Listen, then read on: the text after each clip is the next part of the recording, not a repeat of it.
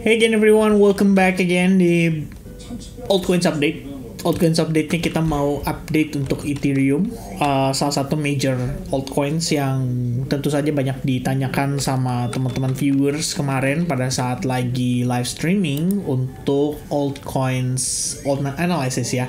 Teman-teman sekalian, pengen remind nih untuk analysis yang ini ya, di live streaming sebelumnya untuk kita lanjut nih ya, A to F, abis itu berarti E, G, H, I, J ya kan, and H, I, J, K dan K dah ya sekalian teman-teman, kayak initial nama saya ya. Please help me with the like buttons ya teman-teman, hit the likes button 1000 likes and then we go again ya for the next live streaming yang altcoins ya. Nah teman-teman sekalian, pada hari ini kita pengen update seputar pergerakan daripada si Ethereum dan Bitcoin. So far cukup baik sekali, udah starting claiming $100,000 dan sekarang terus naik ya sampai udah $104,000. So far so good, nggak ada masalah.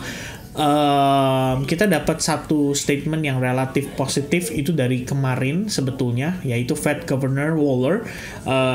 Dia memberikan statement yang cukup menarik ya, berbicara soal kemungkinan untuk melakukan rate cut beberapa kali pada 2025, dan market langsung menanggapi dengan sangat positif karena kita bisa lihat ya bagaimana reaction pada Bitcoin, bagaimana reaction pada S&P 500 dan juga Nasdaq. Per hari ini aja kita udah ngelihat progres pergerakan marketnya udah relatively positif gitu. Jadi kalau kita dapetin closing weekly-nya bagus, hopefully nggak ada masalah buat progres daripada minggu depan. Ya, karena kalau kita lihat ini sebenarnya S&P 500-nya juga udah mulai breakout, Nasdaq-nya juga udah mulai react positively. Kalau weekly close bisa kayak begini, itu artinya dia ketahan di atas EMA, di atas EMA 21, dan itu berarti risk on asset masih akan bersinar ya, harapannya sih itu. Dan pada saat nanti si siapa namanya itu Donald Trump ya sudah dilantik teman-teman, beres mudah-mudahan. Oke, so untuk ngomongin Ethereum, kita mulai dari Ethereum dominance dulu ya. Saya pengen tunjukin ke teman-teman satu kondisi yang sebenarnya amat sangat memprihatinkan, yaitu pada perspektif weekly, Ethereum dominance terus turun sampai ke level 11,6%. Ini secara level itu udah bisa dibilang mendekati level terendahnya pada Maret 2021, the moment before Ethereum having a nice rally ya. Dan akhirnya kalau kita lihat lagi di sini, mungkin mengacu pada data yang ada di pergerakan sebelumnya di era bull run terakhir ya, itu memang sebenarnya kalau kita lihat Januari itu sempat mengalami rally ya, memuncak pada 25 Januari 2021. Bedanya kalau Januari tahun ini itu cenderung turun terus nih ya. Kita udah memasuki minggu kedua dan kita belum ngelihat ada tanda-tanda reversal sama sekali. Even after dia testing ke Fibonacci 0,79% pun masih belum ada reactionnya. Nah sekarang ini guys, I think ya, kalau misalkan somehow ya bisa dibilang Ethereum dominance membentuk level bottom di kisaran area ini, artinya selling pressure terhadap Ethereum mungkin udah nggak jauh lagi gitu. Dan kita bisa bilang juga kalau progress daripada Ethereum di time frame daily sebenarnya baik-baik aja ya. Bisa dibilang ada proses retest terhadap Fibonacci 0,62% and langsung di react dengan strong candle ya, strong reaction, ngebentuk wick atau buntut, abis itu close candle-nya di atas dan holding tetap kembali di atas 50% retracement. Kenapa nak? Pengen ikutan ya? Dipanggil ya teman-teman sekalian. Ya, dia lagi cranky. Oke. Saya sambil lanjut ya, sorry misalkan anak saya bunyi ya teman-teman, karena dia lagi cranky dan agak sleepy.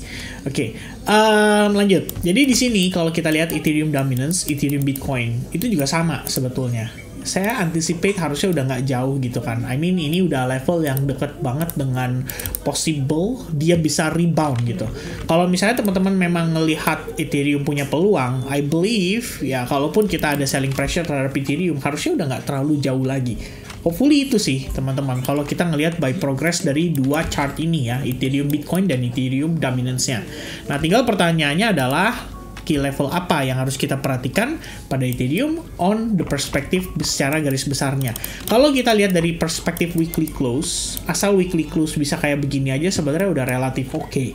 Artinya kita ngelihat ada liquidity sweep panjang banget ke bawah, dan kalau teman-teman perhatikan dengan seksama, ya saya mungkin akan gunakan chart yang kosong aja kayak gini. Kalau kalian perhatikan dengan seksama, di level tersebut itu sebenarnya terdapat yang namanya fair value gap. Ya, di react langsung dari fair value gap-nya.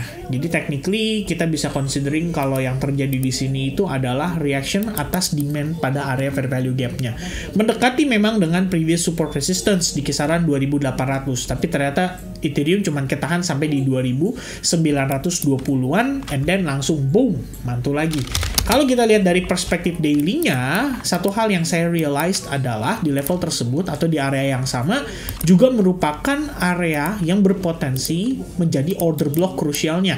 Taunya dari mana, Pin? Karena kalau kita perhatiin nih teman-teman, ada satu momen di mana dia terkonsolidasi di situ sebelum akhirnya dia break, ya, one more retest and then rally sampai ke high point yang baru dan menembus level 4000. Tapi kemudian kan dia ketahan ya di kisaran $4000 dan dia balik ke bawah.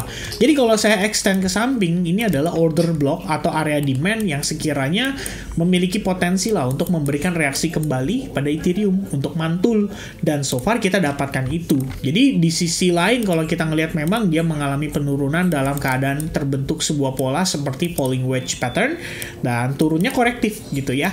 Jadi kalau kita udah memberi penilaian ya ibaratnya teman-teman, dari sisi demand ya kita punya area yang cukup baik sekali dan berpotensi menjemput demand bahkan dari area fair value gap ini dari perspektif weekly yang tadi sudah saya bahas. Dari sisi sellersnya, so far yang kelihatan selling pressure-nya sudah mulai slowing down. Jadi memang dia penurunannya membentuk sebuah pola yang korektif sekali dinamakan dengan falling wedge pattern. So, ekspektasi saya gimana nih teman-teman untuk Ethereum? Sebenarnya simple aja ya. Kalau kita lihat dari perspektif time frame hourly-nya pun, kita bahkan udah ngelihat ada sebuah proses yang namanya market structure shift terjadi. Jadi high point ini telah berhasil di break sehingga terbentuk high point yang baru. Lalu dia mengalami pullback dalam keadaan korektif.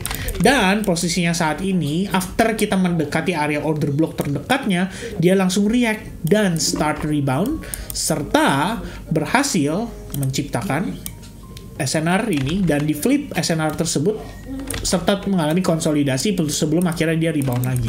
Jadi kalau kita lihat nih teman-teman sekalian ya, based on structure-nya di time frame kecil aja kayak 30 menit, 1 jam, ini udah balik ke bullish gitu. Ya, ini adalah previous low-nya, ini adalah previous high-nya yang paling deket banget. Kalau kita ngomong cuma high low doang gitu ya, ya udah flip gitu. Ini jadi high, ini jadi low, ini jadi potentially higher high, and then a little pullback, dan dia creating higher high, serta we have another pullback. Ini berusaha untuk higher high lagi. Gitu kan, tapi masih belum berhasil ya. Jadi kita anggap ini actually adalah ditahan di area resistance tersebut. Kalau saya mungkin melihatnya dia harus break, benar-benar break body close di atas level itu baru kita katakan oke, ini valid high gitu.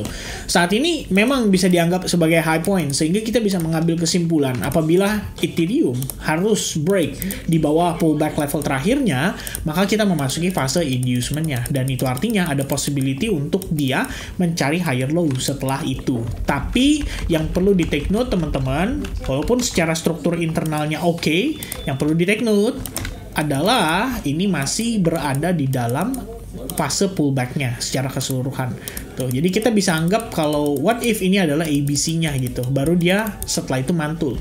Ya kan? Itu pertimbangannya teman-teman. Jadi kalau buat saya pribadi dengan ngelihat progress kayak gini, oke, kita anggap bahwa secara struktur di time frame kecil memang lebih dominan bull. Ya, it means kita hanya akan lebih fokus terhadap position yang lebih mendukung trend bullish itu sendiri, dan pada akhirnya ya, any condition yang mendukung ya, kalau kita lihat berdasarkan setup mungkin, atau misalkan candlestick pattern, ya itu bisa jadi pertimbangan untuk dimanfaatkan ya, selama trennya masih sejalan dengan kondisi yang ada di lower time frame saat ini. Itu aja teman-teman.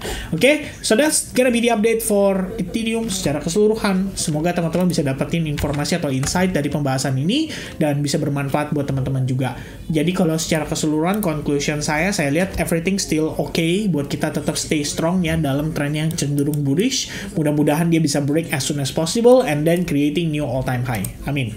Okay, so God bless everybody. Happy weekend and see you guys again soon in the next update. Cheers. Bye-bye guys.